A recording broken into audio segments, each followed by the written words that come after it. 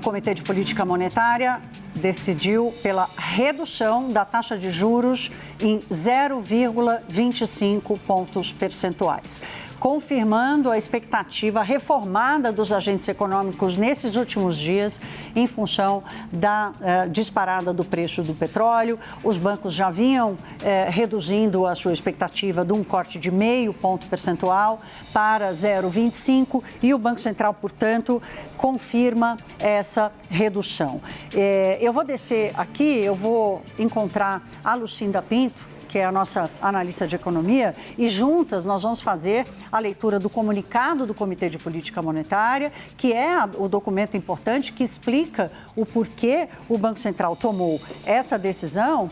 E temos já a Lucinda Pinto aqui comigo. Lucinda, ele não só explica a decisão, como ele sinaliza. O que você já leu aqui de sinalização do Banco Central? Bem-vinda. Boa noite, Thaís. Boa noite a todos. Ele traz um tom muito parecido com o do Federal Reserve, em que ele enfatiza os riscos trazidos mesmo pela guerra.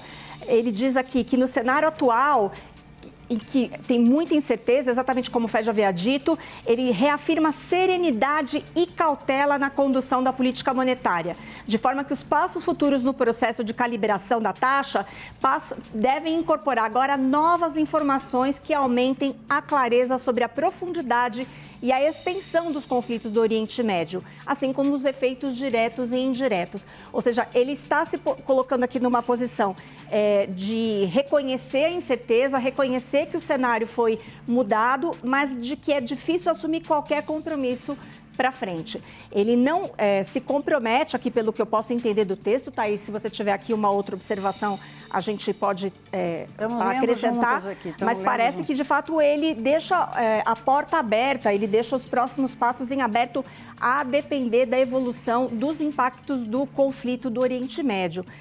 Aqui é o seguinte, o mercado financeiro, economistas experientes, inclusive que já passaram pelo Banco Central, estavam prevendo exatamente esse recado, né?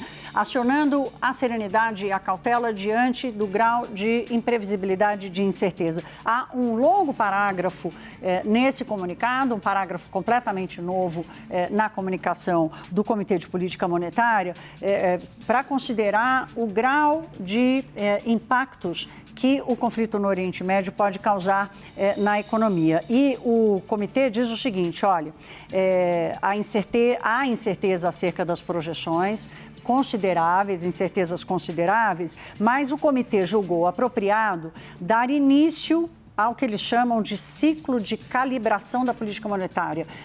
Em português, quer dizer, dar início ao ciclo de redução da taxa de juros de forma calibrada e não desenfreada, baixando a taxa a qualquer preço. Então, eles dizem o seguinte, olha, nós julgamos apropriados iniciar esse processo porque a manutenção da taxa de juros, que já está num patamar contracionistas por um período prolongado demais, poderia provocar, ele não fala que poderia provocar, ele diz o seguinte, a taxa de juros já proporcionou uma desaceleração da atividade econômica, já proporcionou uma mudança no cenário, criando condições para que os ajustes no ritmo dessa calibração, seja 0,25, à luz de novas informações, sejam possíveis de forma a assegurar o nível, a convergência da meta. Então, ele deixa a porta aberta, mas ele diz o seguinte, olha, nós vamos depender dos dados, vamos depender da evolução do cenário, mas se o Comitê de Política Monetária encontrar espaço para uma nova redução,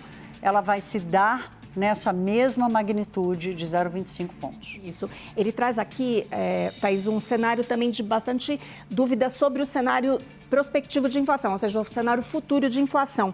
Ele diz que houve um afastamento das projeções de inflação em relação à meta por conta dessa situação do petróleo e aqui do diesel, mas ele traz que essas projeções hoje elas são muito mais incertas, é muito mais difícil de acreditar, de confiar nessas projeções.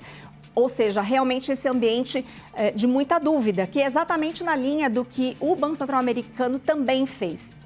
Acho que o ponto central dos bancos centrais nos comunicados de hoje é exatamente a ideia de que nesse momento é preciso ter cautela, mas não é possível se comprometer com o que virá exatamente por causa desse ambiente que a gente não sabe aonde vai parar, até onde o petróleo e até quando o petróleo vai ficar sob pressão. Houve uma mudança importante na projeção de inflação. Também era esperada uma correção na projeção de inflação do Comitê de Política Monetária para o IPCA, que é o Índice Oficial de Inflação usado como referência para a meta. Só para vocês terem uma ideia, em janeiro, quando o Copom decidiu pela manutenção dos juros e sinalizou que começaria a baixar a taxa a partir de agora, a expectativa para a inflação, se quiser subir um pouco aqui, se vocês conseguirem subir um pouco aqui essa projeção da tela, lá embaixo tem exatamente a mudança. Mas lá em janeiro, o Comitê de Política Monetária esperava uma inflação de 3,4% para 2026 e 3,2% para metade do ano que vem. Então, essa projeção é que abriu espaço para o Comitê de Política Monetária se comprometer com a queda dos juros. Lá mais para baixo um pouquinho, gente, na tabela. Aí, mais um bocadinho, pronto, tá aí, tá na tela de vocês. A projeção para 2026, portanto, subiu de 3,4 para 3,9. É uma correção importante. Essa correção nós já vimos acontecer no Focus, naquele relatório que capta as projeções do mercado na segunda-feira, e ele faz uma correção de menor grau na expectativa para o IPCA no terceiro trimestre de 2027, ou seja, a partir de julho do ano que vem, a inflação indo para 3,3. Era 3,2, 3,3. O que o Banco Central está querendo dizer com isso? Ele está querendo dizer o seguinte: a leitura de hoje nos dá um cenário em que haverá um choque neste momento, neste ano, provavelmente em função do aumento do preço do petróleo, mas ele pode ser absorvido pela economia e não se transformar num processo inflacionário acelerado. E aí, portanto, não contamina a inflação do ano que vem, né, Lucinda? Isso mesmo. Eu acho que é interessante também a gente observar aqui, Thaís, que ele fala em próximos passos. Ele está falando no plural.